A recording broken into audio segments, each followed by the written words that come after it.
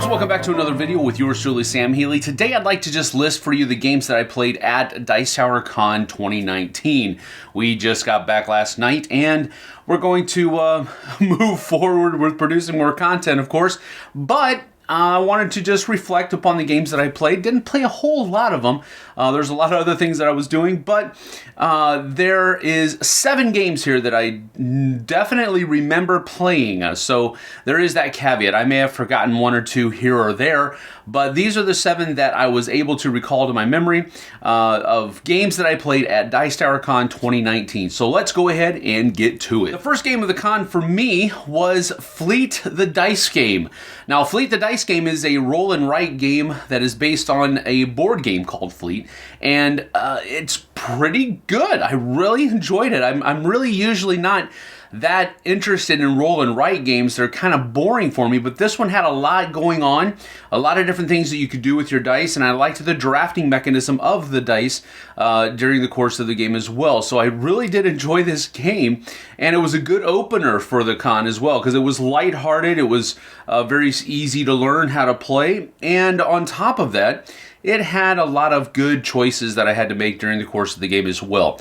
So it just kind of broke the ice, so to speak. Really enjoyed it. That was Fleet, the dice game. The second game I played was Pitch Car, or Carabande if you're an old schooler. But basically my son took part in the Pitch Car tournament for kids on one of the mornings there, and after that he was enamored by the game. So of course we had to play the game more after that tournament was over, and almost every day after that until they tore it down, he was like, I'm gonna go play Pitch Car. And so he would run out there and he'd play Pitch Car, and other people would come by and play with him as well. But we also got a game in, him, myself, and a couple of other of his buddies.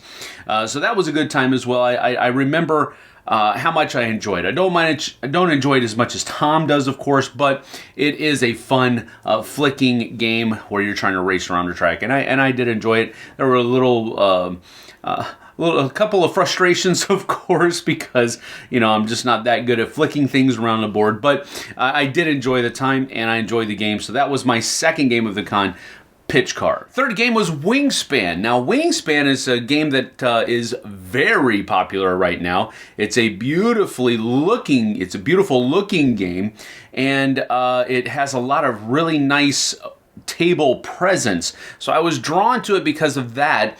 The mechanisms are here or there. You're basically just choosing an action on your turn, and you're trying to well, I guess you are trying to generate some resources, but you're really kind of managing those resources, managing the cards that are in your hand, trying to get them out on the table to score more points later on at the end of the game. I did enjoy the game, and I like the flow that the game has as well. It did not disappoint, I'll put it that way. I don't think it's a game that I'm going to be asking to play often, but at the same time, I did enjoy the game, and I think it has a lot to offer. I understand now why it's so popular, because it looks great, it plays well, and there are a lot of really interesting decisions that you have to make throughout the course of the game. So that was a great experience for me, Wingspan. The fourth game, and fifth, I guess, because we can't really say that, because we were playing the same game split up over 2 different days, because we had to stop and then we had to come back to it another day. We ran out of time. Not that it was taking a long time to play, it's just that I had to go do something. I had to go get ready for one of the shows, and we couldn't finish the game, so we decided to leave it set up. Joan of Arc, Time of Legends, Joan of Arc. I was able to play the Black Prince's Ride scenario with a few guys, and it played completely differently than the first time I played this scenario, which is a cool thing. I like it when you can play a game or a certain scenario of a game and it feels different the next time you play it, and hopefully the time after that you play it again. So it really depends upon what your opponents are doing in this particular scenario, how it plays out. So I did enjoy that aspect of it. Now, there were a couple of rule ambiguities that we ran into during the course of the play, and that was a little frustrating. We actually went on the Geek and found that there's over 500 threads on Time of Legends Joan of Arc now. So It's one of the things that it didn't diminish my enjoyment of the game. I still really enjoy the game. I think it's a great not mechanism, but it's a great system of play. It's almost something that I kind of expect with these kinds of games. You know, questions about can this area shoot to this area and that type of thing. Those are the kinds of questions that we were running into. We had some questions on the command rules, which look like they're pretty prevalent in the threads as far as people wondering how powerful that command ability is, or is it supposed to be a little bit less powerful, a little bit more practical.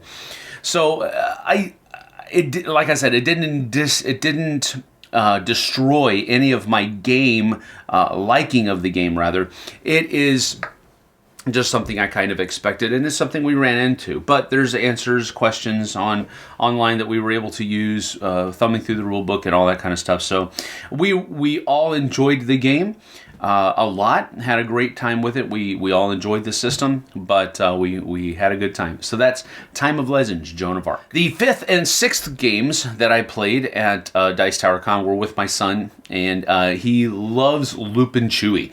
And so we played that one, just a 2-player game of it, which is a little bit on the boring side. You kind of need that third player. We actually had a set that you could use actually 6 players at.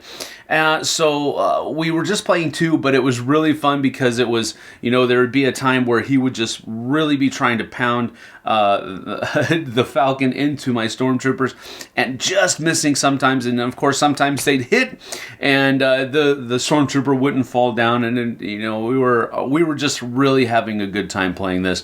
It's a great adaptation, I guess you could say, or a reprinting of Loopin'Chewie. But we had a great time playing it. The 6th game, we actually took these out of the library both at the same time, was Swipeout. And Swipeout is from R&R Games, and it's actually a pretty cool thought process game where you have a bunch of chips laid out on your player board, a grid, and then you flip over a card. And the person who is able to swipe chips off of their board fast enough first that matches the arrangement on the card that you flipped over, grabs this little ducky and squeaks it, and you gain points. We weren't playing for points or anything like that. We were just it was more of an activity for us. Because I would let him look at it for 5 seconds before I flipped over and I was able to look at it. And so that kind of provided a little bit of a handicap. But it was a really fun experience. I really enjoyed it. And I think it's a game that has been widely overlooked just because it's... the production quality isn't that great. It's doable and it's functional, and it's not going to, tear up easily or anything like that. It's just not what I guess most people are looking for, but it's a really fun game, and I would recommend that you take a look at it. That's Swipeout. And the last few games that I played at Dice Tower Con was Sagrada, and with the Passion expansion.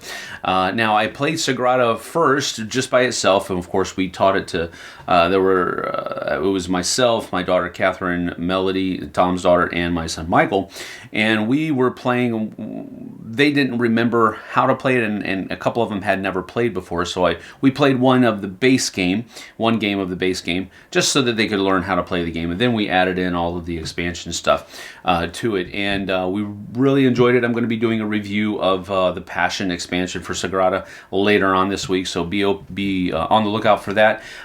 So I did enjoy the game, and I think it's a great addition. The expansion is a great addition, but we'll talk more about that in my review. But that is that for the 7 games that I played at Dice Tower Con. It didn't, we had shows or something to do, it seemed like, almost every night that was there, so I didn't get a whole lot of game time in the nights, and the daytime was split between doing things with my family and playing games with people, so and some of that coincided, so I didn't get a whole lot of games played, but it was a great experience, and I hope that we can see you guys at a future Dice Tower Con down the road. But that's 7 games that I played at Dice Tower Con. Thanks for joining me. We'll see you guys and gals on the flip side. Take care.